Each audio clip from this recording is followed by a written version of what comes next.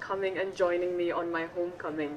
It means so much that all of you braved the hot Dimapur weather to be here. I can see all of us sweating, and believe me, I'm also really sweating right now. But despite that, it warms my heart to see all my family here, to see the people from my village, from my clan, from my gym, from the Students' Union, from the church, from everywhere. And it really brings me back to a moment where, right after Femina, I made Femina Miss India when I was 18.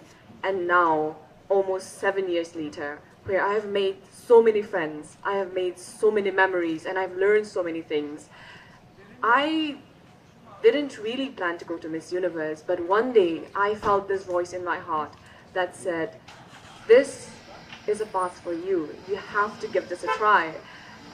And I believe that if you can dream it, you can achieve it.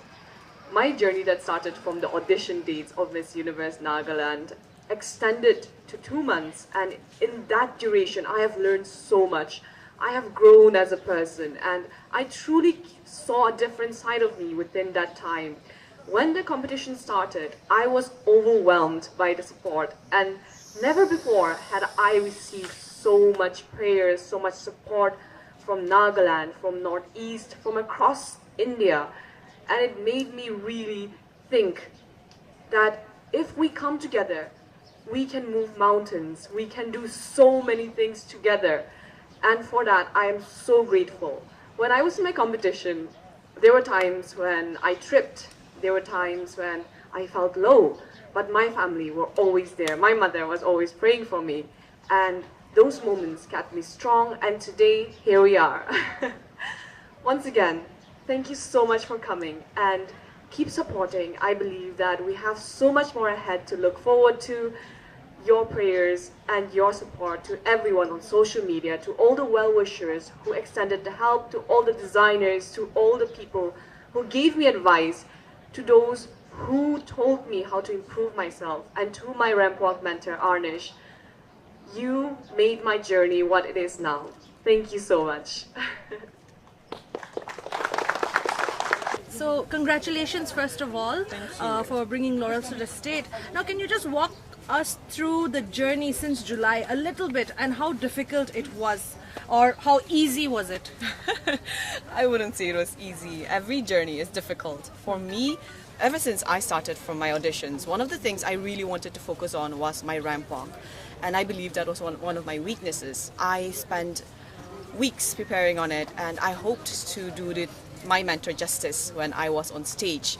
Other than the ramp walk, I had to really focus on my diet as well, because as a Miss Universe, you are expected to be on your tip-top condition in physical sense as well. And of course, there were a lot of preparations for clothes, for wardrobe, because I believe that a queen has so much more to prepare than just the stage. You have to impress the judges, you have to impress so many people, and the journey itself has been so incredible so far. Thank you. So what was the most challenging part about the competition that night, Miss Universe India? That night, which round was the most, I don't know, difficult? I believed when I started the competition, the most difficult would be the swimsuit round. But it was so incredible, the adrenaline rush.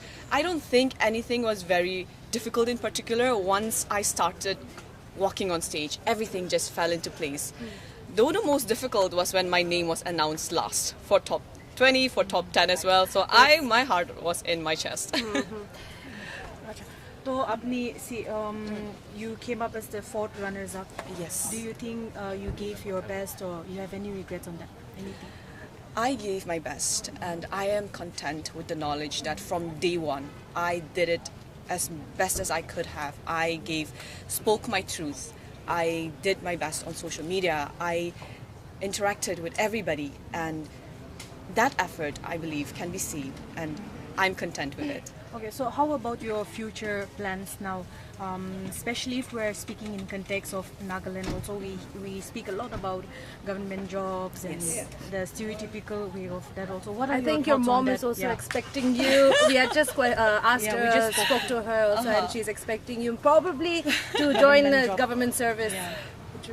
I believe every parent wants the best for their child, and I'm not looking down on any profession in particular, but I believe that I would want to take this year to figure out a lot of career choices that I would want to do, and Miss Universe India is a big platform that I would want to really explore and see the possibilities. I believe I still have time if I ever choose to do what my mother wants me to. And you never know, 5 years down the line, things may be different. But now, I think we can look forward to a new beginning. If it wasn't beauty pageantry, what would you have been doing apart from the government service that your mom wants you to do? What would you have been doing? I would have been probably studying to be a professor.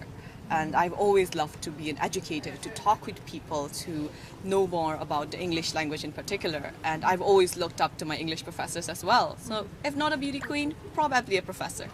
So what valuable lesson have you learned in this journey? Valuable lesson have you learned? As a child and as a woman, I grew up being taught to be humble, to respect people, to always make sure that people are comfortable around me, and that played out in ways that affected my life. And it's not bad in any way, but Miss Universe gave me the confidence to come into my own individual being. It gave me a different view of what I could be if I truly expressed myself, and that was one of the most valuable things that I took away from it. So the answer you give in the question are Yes. when it comes to fear being instilled amongst women, and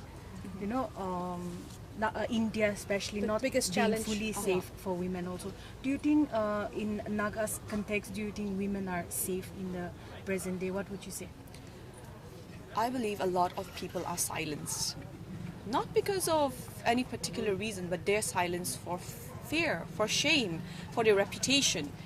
And as a woman, I have come across so many stories where people just kept silent, whether they were assaulted, whether they were abused. And believe me, it happens in Nagaland as well. It's just that we don't speak about it. We are not vocal about it. Every woman feels fear. We fear for the way we are treated on the streets. And sometimes we even fear in our own homes. And I did a lot of research behind it, actually, because I was preparing my poem for my talent round back in Miss Universe. And sometimes the universe just lays things out for you. And for me to get that question was a chance for me to voice my truth, and I believe I was able to do that. Okay. What is the first thing you're going to do? This is the last question, I think. What is the first thing you will do after you get home, after you reach home?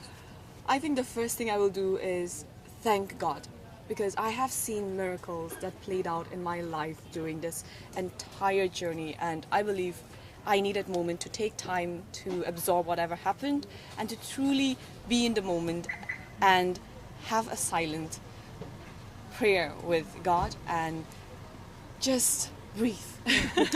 All right, thank you. Thank you so much.